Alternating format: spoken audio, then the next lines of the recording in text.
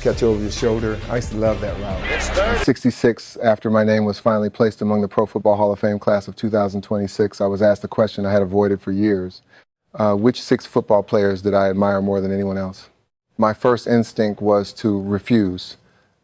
Football taught us to speak about the team, the next game, and the final score. It did not teach us how to admit that another man had changed us, yet 6 names remained with me. One showed me how calmness could control a stadium. Another treated preparation as seriously as any championship game. One shared advice that I carried long after my playing days ended. Another accepted the hardest work without asking for recognition. A younger running back allowed me to see part of my own game continuing into another generation. And the last became my favorite player because he could change the direction of a game with a single decision. These men gave me more than victories. But which 6 players could leave such a deep mark on someone who had already spent his life among champions?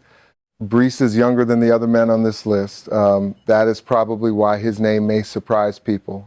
I did not line up beside him in San Francisco, and I never had to face him across the line of scrimmage. I watched him grow from a distance, first as family, then as a running back who began to understand responsibilities that statistics never show. During his years at Iowa State, I tried to watch every game I could.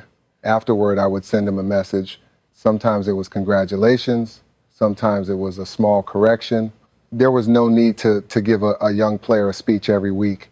A few honest words were usually enough. The Fiesta Bowl against Oregon in January of 2021 told me plenty about him. Iowa State won 34-17. Breece carried the ball 34 times for 136 yards and 2 touchdowns. Those numbers mattered, but I noticed something quieter. He accepted the repeated carries. He stayed patient when the opening was small. He did not run as though every play needed to become a highlight. His style reminded me of something Walter Payton taught me after the 1985 season when we met at the Pro Bowl in Hawaii. Walter talked about training mentality and treating each play as if it might be your last. One phrase stayed with me: hit force with force. Years later, I passed that advice to Breece. That is how football knowledge survives. It does not move through record books. It passes from one player to another, usually in a short conversation or a message sent after a game. And what is the point of learning something if you never pass it on? What I admired about Breece was his willingness to become complete. He could run between the tackles, catch from the backfield block, and accept whatever the offense required. I once said I could see him reaching 1,000 rushing yards and 1,000 receiving yards because he had the tools. More important, he had the team instinct. Maybe I recognized those qualities because they were familiar. He reminded me of myself, although his path belonged to him. Age changes the way a player understands admiration. When I was young, I looked upward toward men who had already arrived.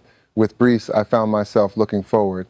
He reminded me that influence can travel in both directions. Still, before I could pass anything to him, another man had shown me how much dignity could exist in work that rarely received attention. January 28th, 1990 in the Superdome. People remember that night because we beat Denver 55-10. They remember Joe's touchdown passes, Jerry's catches, and a scoreboard that became difficult to believe. I remember Tom Rathman doing his job, and that sounds too simple, but Tom understood something many players never learn. A fullback can play an excellent game while most of the stadium barely notices him. His work often ended a second before mine began. He had to read the linebacker, choose the correct shoulder, meet the first contact, and create enough space for me. If he was late, my lane disappeared. If he did it correctly, people praised the runner. Tom never seemed bothered by that arrangement.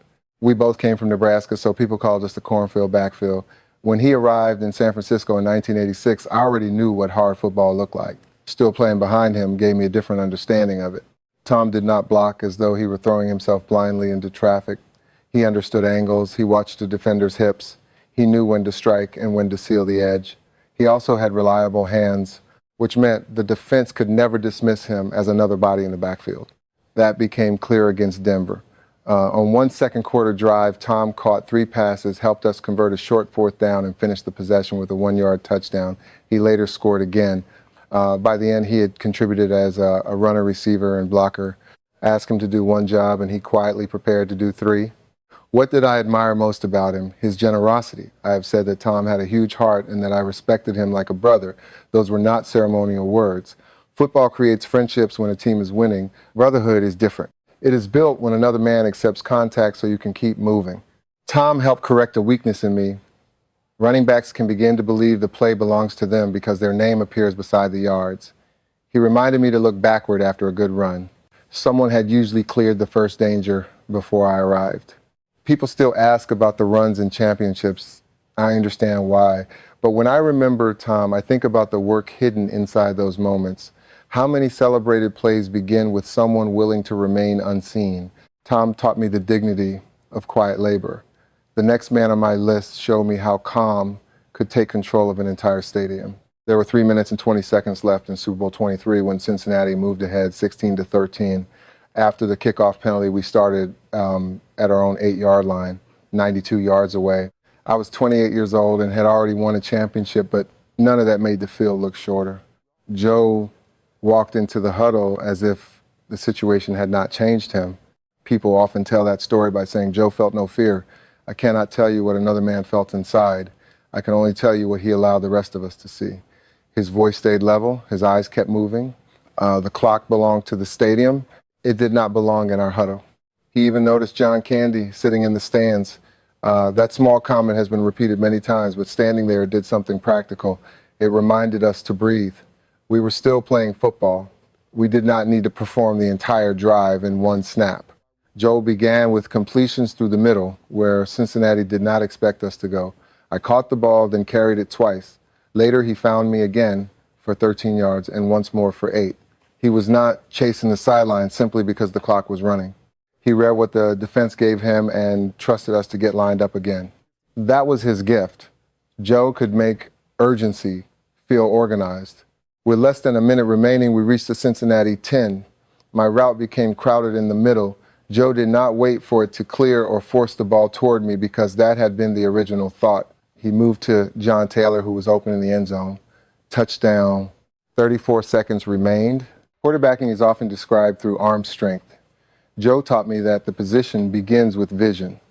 He saw the coverage, the pressure, and the emotional temperature of the men around him. Then he made each of those things smaller. What good is urgency if it steals your ability to see? Before playing with Joe, I sometimes confused intensity with speed. I thought pressure demanded that everything become faster. He showed me the opposite. The biggest moments required the clearest decisions. Calm was not the absence of concern. It was control over what came next. That is why I admired him. He made everyone else feel that the next 10 yards were manageable. Still, Joe's calm needed someone at the other end of the throw. The next man on my list prepared so thoroughly that difficult catches began to look expected. When Jerry arrived in San Francisco in 1985, he was quieter than people might imagine. He had been a first-round pick, but he did not enter the building asking anyone to notice him. He listened, he worked. Early that season, he dropped a few passes, and I could see how much pressure he was placing on himself. I knew the problem was not his hands. He was trying to become perfect before he had learned how to breathe inside the job. So I got close to him and tried to help. During the next off-season, we began training together. That was when I understood him. We would run the hill first. After that came the track where we worked through 100-meter and 400-meter runs. Then we caught footballs and lifted weights. It was a long routine. Most days ended without an audience. Jerry kept returning. People describe work ethic as though it were simply the ability to tolerate pain. Jerry's discipline was more exact. He paid attention to the condition of his legs, the shape of a route, and whether his body could repeat the same movement after fatigue arrived. A receiver does not create separation only with speed. He creates it by making the defender believe one thing for 2 steps, then doing another without losing balance. Jerry practiced those details until they looked natural. By Super Bowl 23, the world saw the finished version. He caught 11 passes for 215 yards against Cincinnati. From the backfield, I saw something statistics could not explain. Joe trusted where Jerry would be before Jerry reached that point. That kind of trust is built during ordinary mornings when nobody keeps score. What did Jerry change in me? He removed the excuse that experience had given me. I had already won a championship before he arrived. It would have been easy to believe I knew how to prepare. Then this quiet young receiver began pushing me through every workout. who was teaching whom. I helped him carry the pressure of his rookie year. He reminded me that success could become another form of laziness if you allowed yesterday's victory to speak for today's work. Jerry rarely took real time away from football during those years. His dedication demanded sacrifices, and I watched him make them. That was why I admired him. The catches were visible. The decision to prepare for them was usually made months earlier. Jerry taught me that greatness has a daily schedule. The next man on my list taught me what a great player should do with everything he has learned. I had just completed the 1985 season when I met Walter Payton at the Pro Bowl in Hawaii. That year had changed my career. I had become the first player with 1,000 yards rushing and 1,000 yards receiving in the same season. People were beginning to describe me as if I had discovered a new way to play running back. Then I spent time with Walter and remembered how much I still did not know. He did not speak to me like a man protecting his place in the game. He shared what he had learned. He talked about training mentality and approaching each play as though it might be the last one you would receive. There was no performance in it. He was simply an older running back giving something useful to a younger one. One phrase remained with me: hit force with force. It sounded simple. Most lasting football lessons do. Walter understood that contact was not only a test of strength, it was a question of balance, timing, and intention. A running back who entered contact uncertain had already surrendered part of the play. Walter ran with power, but his real advantage was that his body and mind seemed to agree on where they were going. I admired the completeness of his game. He could run inside, escape outside, catch the ball block, and continue working when the defense knew he was coming. Nothing about him suggested that one responsibility was beneath him. That mattered because I was also learning to define myself through more than rushing yards. Walter helped me understand that versatility was not about collecting skills. It was about remaining useful. When he died in 1999, I cried. I was not grieving only the player people had watched on Sundays. I remembered the man who had taken time in Hawaii to tell stories and offer advice when he owed me nothing. Years later, when Breece Hall began developing at Iowa State, Walter's words returned to me. I passed along that phrase about meeting force with force. I talked to Breece after games because Walter had shown me what a veteran was supposed to do. What value does knowledge have if it ends with the person who received it? Walter corrected something in me that success could not. He taught me that experience creates responsibility. You do not honor the people who helped you by repeating their statistics. You honor them by carrying their lessons forward. Walter gave me words that survived him. The final man on my list rarely needed words at all. I could learn simply by watching him change a game. The Rams were ahead 3-0 early in the NFC Championship game on January 14, 1990. I was standing on the sideline at Candlestick Park when Jim Everett sent the ball toward Flipper Anderson. For a moment, it looked like a touchdown. Then Ronnie Lott arrived. He came from a place the receiver could not see and knocked the pass away before the play could become something larger. The scoreboard did not change. There was no touchdown for us, no statistic that explained what had happened to our sideline. Yet the mood of the game shifted. We scored 30 unanswered points and went back to the Super Bowl. That play explains why Ronnie is number one. People remember defensive backs for interceptions and hard tackles. Ronnie's greatness began earlier. He read the formation, recognized where the quarterback wanted to go, took the correct angle, and trusted himself to arrive at the exact moment. Speed helped him finish the play. His understanding allowed the play to exist. How many players can change a game before they ever touch the football? I played offense, but Ronnie was the player I kept watching. He carried himself with urgency, without spreading panic. When the defense needed something, he did not look toward the sideline and wait for somebody else to provide it. He acted. The rest of us felt the difference. That mattered to me because I sometimes measured leadership through production, carry the ball, gain the yards, score. Ronnie showed me that leadership could happen far from the football. It could be a decision made in coverage, an angle taken correctly, or one teammate refusing to let the opponent believe the game belonged to them. I have called Ronnie my favorite football player. That was never a casual compliment. We shared championships and long seasons, but admiration does not automatically come from wearing the same uniform. It comes from seeing someone meet the same pressure you feel and handle it in a way you wish to remember. Years later, the story came back around. When I was finally selected for the Pro Football Hall of Fame class of 2026, Ronnie was one of the men who came to deliver the news. I had waited many years for that moment. Seeing him there made the honor feel connected to everything that came before it. Walter gave me words, Jerry gave me discipline, Joe gave me calm, Tom gave me sacrifice, Breece showed me the future. Ronnie gave me the standard, and maybe that is the simplest reason he remains first.